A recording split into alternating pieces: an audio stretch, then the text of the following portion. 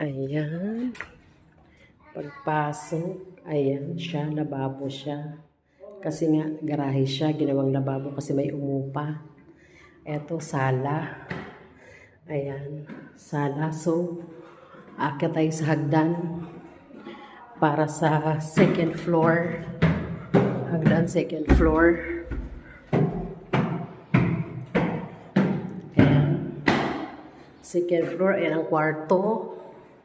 Ito yung terrace na maliit. Terrace, ayan. Nakikita doon sa baba, ayan. And built-in cabinet, syempre. And toilet. Here, sa second floor, may toilet siya. Malaki siya, mga kamarya. And bababa tayo. Doon sa third floor is rooftop. Yan, hindi na ako akyat, hinihingal na ako. Doon tayo sa kabilang bahay.